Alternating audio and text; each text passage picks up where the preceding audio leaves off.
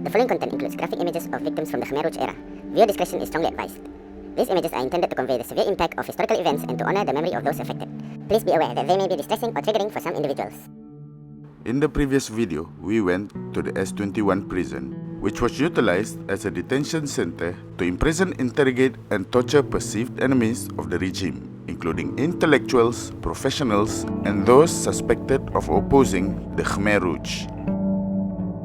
In this video, we will be going to one of the killing fields of Cambodia, where the Khmer Rouge performed mass executions and burial of their own Cambodian people who they deemed as suspected enemies.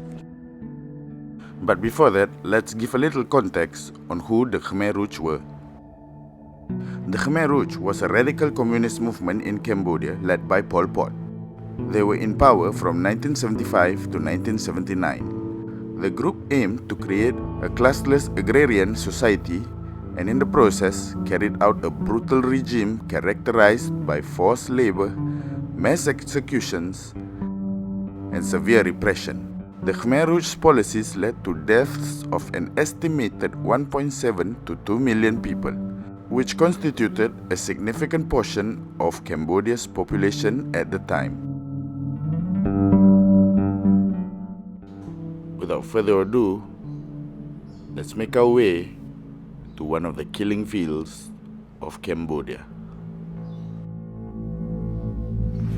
So yeah, we have arrived at one of the killing fields. They still preserve the killing fields, kind of as a reminder of what happened over here around 50 years ago. Gotta come with a little bit of respect. Hello. Japanese? Japanese? No, Singapore. Singapore. Japanese? English. Yes, English. Follow number the map. Or follow the number of the map. Yeah. Just as you arrive in the office, they'll give you a listening aid with earphones.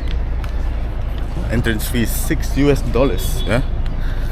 Which is, I think, fair, to be honest. So we walk into it straight away. We are greeted by like a monument, and right in front here, this area over here, are where the trucks are parked when they bring the potential victims here to kill or bury. I'm trying not to talk too loud because the feel here is so somber, you know. People, there's still a distinct smell or feel of death and sadness over here. As you can see, we are near a hut over here, which is one of the mass burial over here, mass grave. Look at this, how small this place is, and it contains 450 bodies. 450 bodies. That is crazy. It's mad, you know. And look at that, this has been left over here for years now and preserved. See, most of the bodies here are excavated back in the day, but sometimes when it rains or anything, within the whole complex, which is a small complex, you'd see little fragments of bones or debris of bones, teeth, which will kind of appear. 450 bodies thrown in a small area like this. Who knows which bone belongs to who? That is just one of the mass burial graves that I've shown you. But in this complex itself, you know, remember, this is just one out of 300 complex. We have here over there, the other one over there, and several more.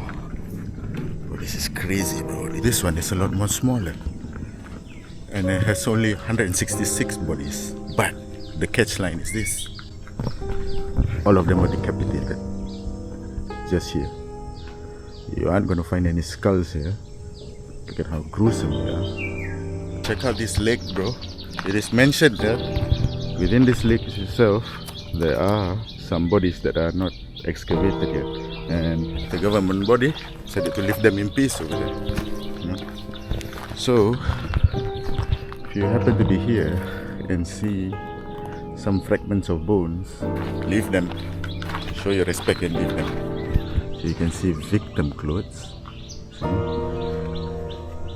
Look at these clothes. They are actually ripped off. So So imagine after going through the torture and everything, they've got their clothes ripped off. Victims of abuse or whatsoever, we don't even know. But yeah, they have been found over here. As you can see, we are near the killing tree. This is where they used this tree to kill children. You know? So they would smash children's head on this particular tree.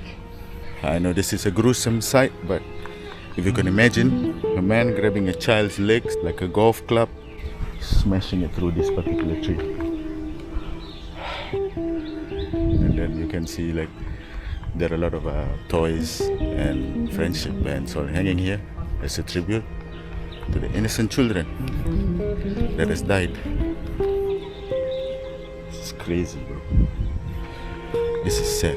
I'm still baffled by the picture in my head about how they kill the children. So here we are. See, these are fragments of bones that are found. Pieces of bones. The 1980 excavation. Then you look at that. You can see all the bones over there. Little fragments of, you know. I'm sure there are some that are still laying over here. The footwear of one of the Cambodian victims, I think. Here is another box of bone remainings. You know.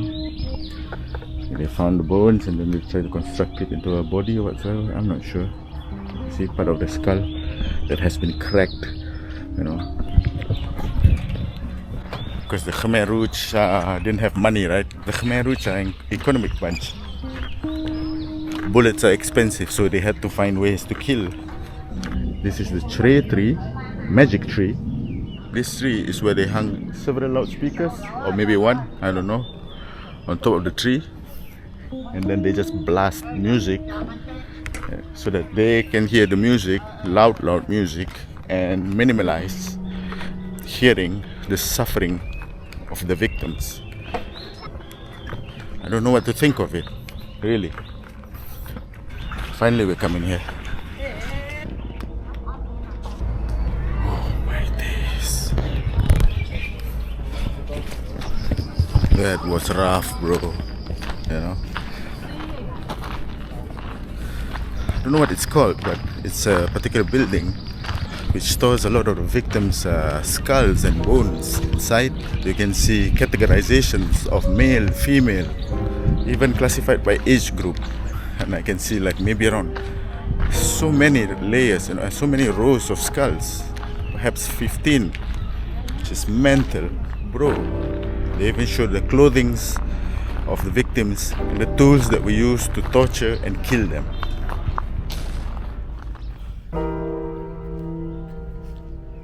We shall not forget. We shall not forget. Fucking hell, I don't know what to say, bro. I'm gonna leave this place now. Learned so much. Learned so much today. So yeah, there it goes, yeah. This country and its people has gone through a lot. Oh, thank you. Colonization by the French. Occupation of the Japanese. Bombings from America. And also the massacre done by the Khmer Rouge. One thing that we have to say is we have to admire these Cambodian people. Despite all the hardship that they've gone through, they're still working hard and still a functioning nation. And hopefully, with all this investment, some people say maybe dodgy money from the Chinese. I don't care. If it benefits the people, I'm happy, bro. I ain't a hater. Anyways, this is practically the end of the video. Thank you for watching. And I'll leave you with a scene of what I think is the Royal Palace. From Phnom Penh, Cambodia. Ciao, ciao.